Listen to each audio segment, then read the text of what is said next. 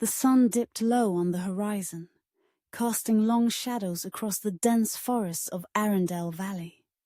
Hidden within its lush green expanse lay secrets older than the towns that bordered its edges, older than the stories whispered in hushed tones around the tavern fires. It was a place of legend, where it was said time itself bent and twisted, and where those who entered often never returned. But that was not enough to deter Callan, the young wanderer who now stood at the valley's edge. He had travelled far, farther than most dared, drawn by the rumours of Arendelle's forbidden magic. His worn leather boots crunched against the gravel path, and the hood of his dark cloak shielded his face from the late afternoon sun. The weight of his sword, an heirloom from his father, hung reassuringly at his side.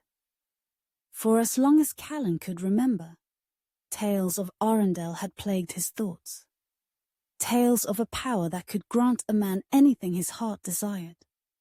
Riches, immortality, the chance to rewrite history. To Callan, it was the last of these that mattered most. He didn't care for wealth or eternal life. He sought to undo the past, to fix the mistakes that had cost him his family. 3 years ago, his village had burned to the ground, his family with it. He had been away at the time, returning to find nothing but ashes.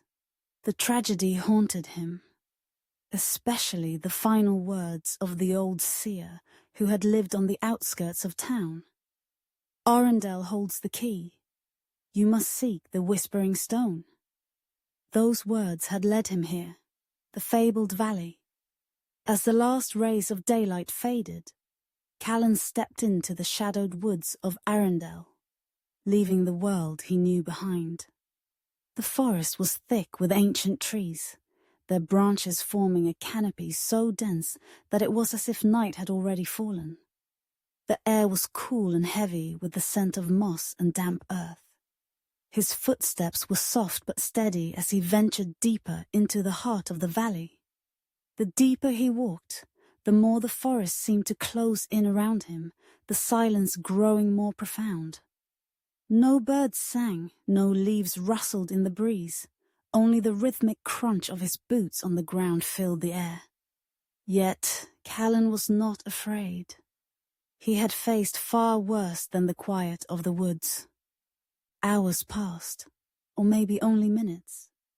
Time felt fluid here, slippery.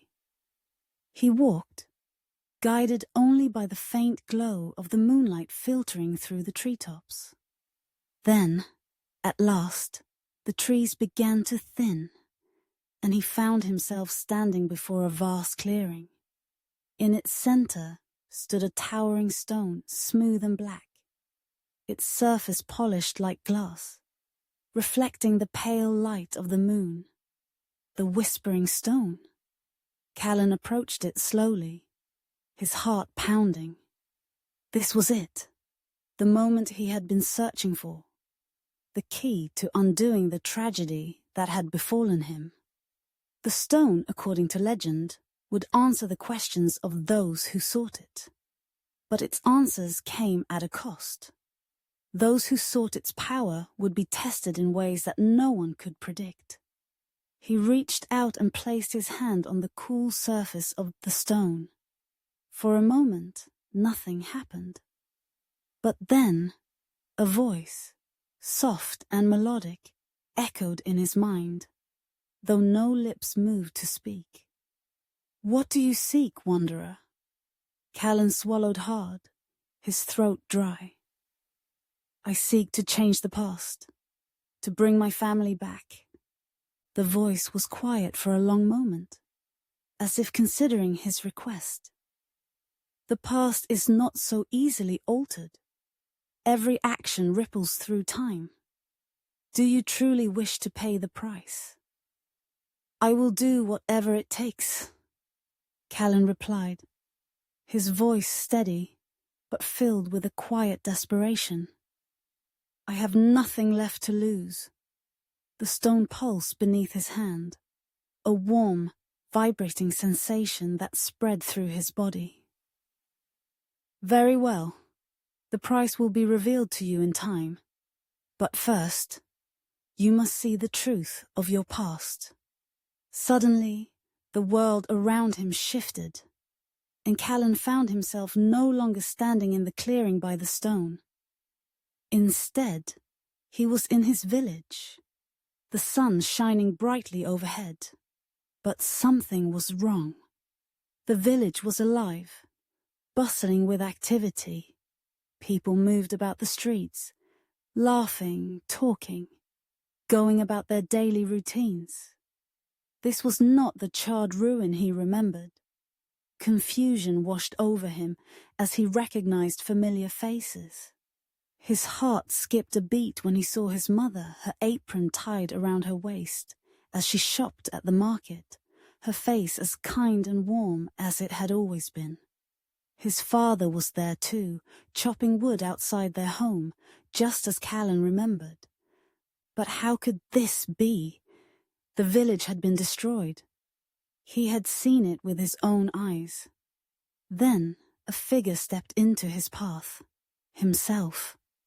Callan stared in disbelief as he watched a younger version of himself, carefree and oblivious, walk through the village, his laughter echoing through the air.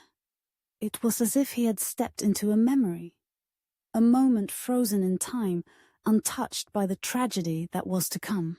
"What you did," the voice of the whispering stone commanded. Callan followed the younger version of himself through the streets, his heart heavy with a mixture of joy and dread. He knew what was coming, the event that had set everything in motion. It wasn't long before he saw the group of strangers, mercenaries, their faces hidden beneath hoods, their weapons gleaming in the sunlight. They approached the village under the guise of traders, offering goods in exchange for food and shelter. But Callan knew their true intentions. They had come for something far more valuable. The ancient relic, hidden beneath the village. An artifact his family had sworn to protect for generations. He watched as his younger self ignored the warnings of the elders, as he laughed off their concerns and welcomed the strangers into the village. Callan's heart ached with the weight of his past mistakes. He had been the one to let them in, to give them the access they needed. He had unknowingly set the stage for the massacre that followed. As the memory unfolded before him, Callan saw the betrayal, the moment when the mercenaries revealed their true nature. They slaughtered the villagers without mercy, setting fire to homes, cutting down anyone who stood in their way. His younger self had fought, but it had been too late. The damage was done. His family was lost in the flames. And then, just as quickly as it had begun, the memory faded, and Callan found himself back in the clearing, standing before the whispering stone once more. You cannot change what has already been set in motion. The voice of the stone said softly. The past is fixed, bound by the choices you made. But there is a better path, a way to find peace, if you are willing to accept it. Callan's chest heaved with emotion. He had come here to change the past, to undo the pain that had haunted him for so long. But now he realized that no magic, no power could erase what had happened. The weight of his guilt pressed down on him, but so did the knowledge that his family's fate had been sealed the moment he had trusted the wrong people. What do I do now? He asked, his voice barely above a whisper. You have a choice, the stone replied. You can continue to seek vengeance, to live with the pain of what was lost, or you can let go.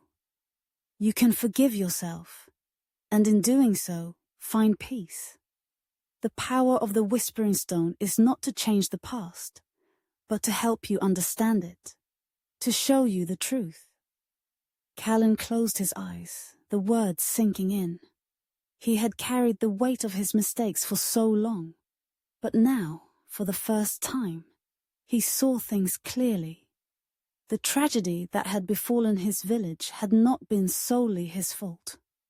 There were forces beyond his control, and though he had made mistakes, he could not change what had already happened. With a deep breath, Callan removed his hand from the stone. The warmth that had once filled him faded, leaving only a sense of calm in its place. "I choose peace," he said quietly. "I choose to forgive." The stone was silent for a moment, then pulsed softly, as if acknowledging his decision. "Then go, wanderer. Your journey is over. May you find the peace you seek." Callan turned and walked away from the stone, his steps lighter than they had been in years. As he left the clearing and made his way back through the forest, the weight of his past began to lift. He didn't know what the future held, but for the first time in a long time he felt free. The valley of Arendelle whispered behind him, but Callan did not look back. He had found what he had been searching for. Not the power to change the past, but the strength to move forward.